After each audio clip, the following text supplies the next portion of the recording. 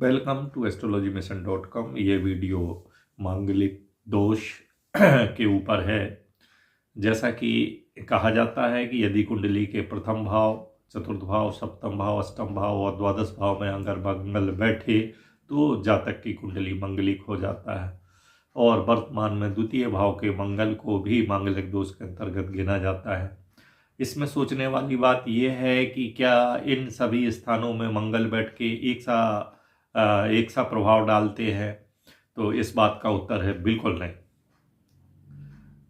मंगल जो है अष्टम भाव में बैठकर अपना 100% जो है वो प्रभाव दिखाता है, जबकि प्रथम भाव में मंगल बैठकर 50% और सप्तम भाव में मंगल बैठकर 25%, चतुर्थ भाव में मंगल बैठ के जो है 12.5% और द्वादश भाव में मंगल बैठ के जो है वो 6.25% और द्वितीय भाव में मंगल बैठ के 6.25%। तो ऐसा नहीं है कि यदि कहे गए स्थानों में मंगल बैठ गया तो एक सा प्रभाव पड़ेगा। एक बात और कही जाती है कि यदि जातक की शादी करना हो और वो जातक की कुंडली मंगलिक है तो कहा गया है कि सामने वाले जीवन साथी की कुंडली में भी यदि इसी प्रकार का मंगल या मंगल जैसे दूसरे पाप ग्रह जैसे शनि, सूर्य, राहु, केतु बैठे हो तो मंगल दोष का परिहार हो जाता है।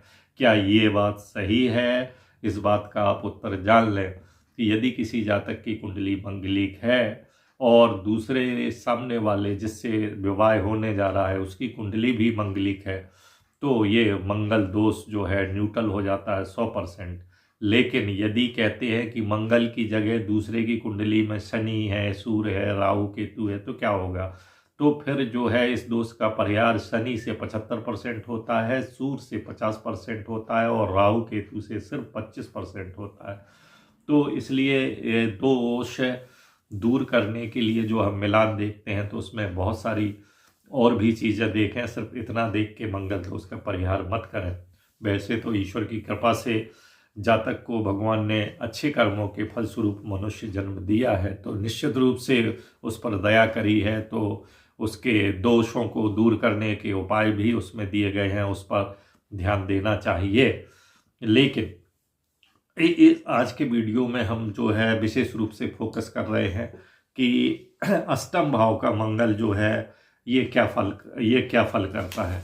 अष्टम भाव का मंगल जो है ये 100% व्यक्ति को प्रभावित करता है और यदि ये प्रभाव नेगेटिव हुआ तो फिर क्या होगा, इस बात पर हमको जानना है कि ये बात आप जान लें कि जातक किन किन बातों के लिए सफ़र कर सकता है।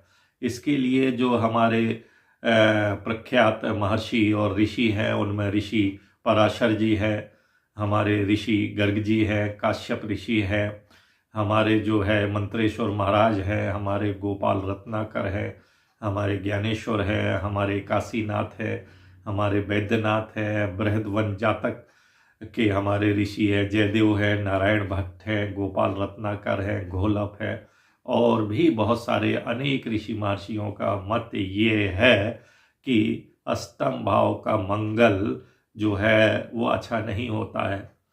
तो किस किस भाव में और क्या प्रभाव करता है, तो इसके लिए पहले आप एक समरी ले लें और इसके बाद एक ब्रीफ डिटेल ले लें।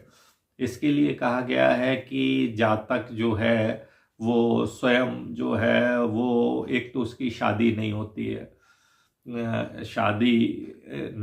है, इस शादी यदि हो गई तो वो शादी का सुख उसको ज़्यादा दिन तक नहीं मिलता है। शादी यदि हो गई तो उसको स्त्री से दुख मिलता है।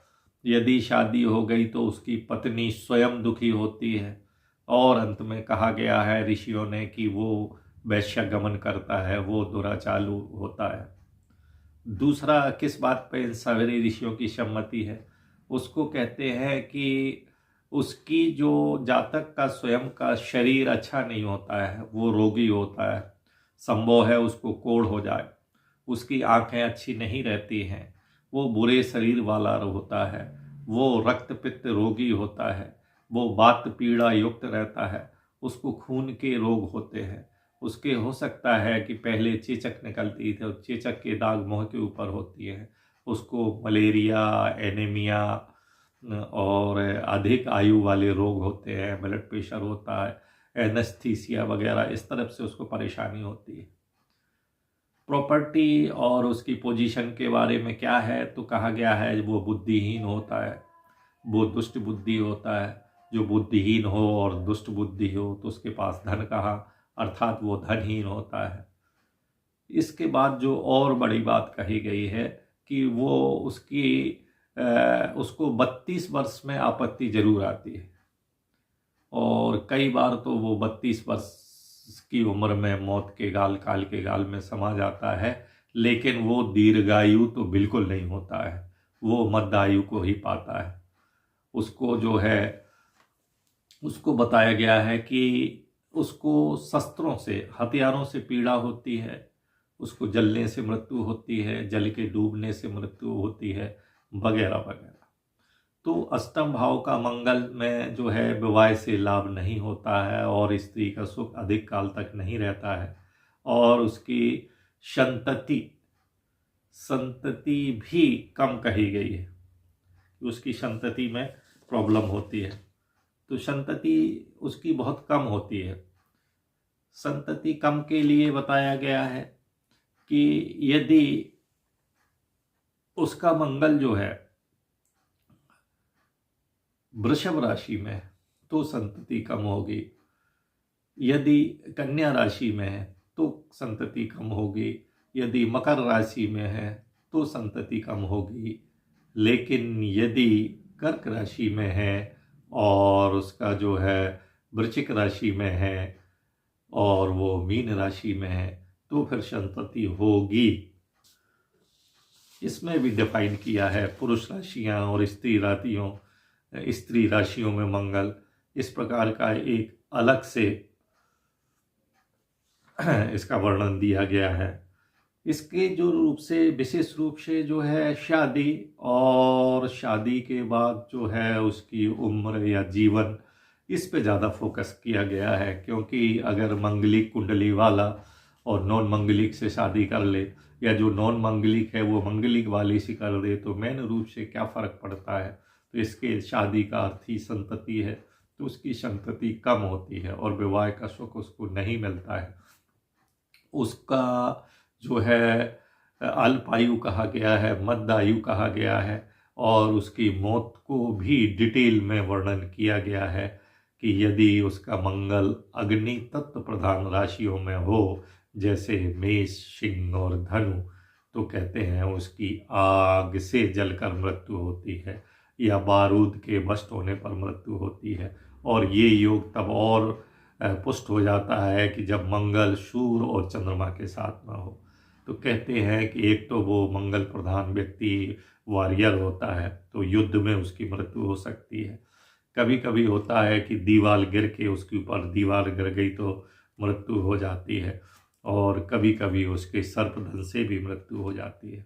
दूसरी बात कही गई है, यदि उसका मंगल जो है वृषभ, कन्या और मकर राशि अर्थात पृथ्वी तत्व राशियों से होता है, तो कहते हैं कि गुप्त रोग से उसकी मृत्यु हो जाती है। यदि वायु तत्व राशियां जैसे मिथुन है, तुला है और कुंभ है, इसमें वो जो है मानसिक पीड़ा से गुजरता रहता है, उसको कोई दुख अंदर अंदर ही खाता रहता है, और इसका परिणाम ये होता है कि वो आत्महत्या कर लेता है। कई बार होता है कि उसकी स्त्री ही उसके घर के जो गुप्त रहस्य बाहर प्रकट कर देती है, और वो गुप्त रहस्य प्रकट होने से वो उनकी मौत का कारण होता है। यदि उसका मंगल जल तत्व राशियों में हुआ, कर्क है, वृश्चिक है और मीन है, तो कहते हैं उसको पानी में डूब के उसकी मृत्यु हो सकती है।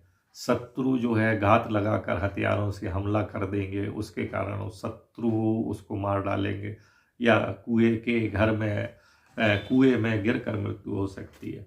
इस प्रकार जो है हमारे ऋषि और महर्षियों ने जो है वो अष्टम भाव के मंगल को डिकोड किया है कि अष्टम भाव का मंगल बिल्कुल अच्छा नहीं होता है, लेकिन इसके साथ में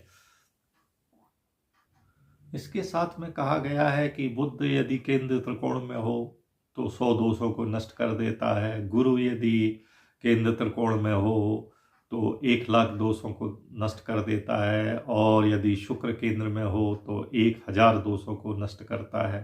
यदि तीनों बलवान होकर, बुध शुक्र और गुरु तीनों बलवान होकर केंद्र त्रिकोण में हो तो कहते हैं 10,00,000 दोषों को नष्ट कर देता है।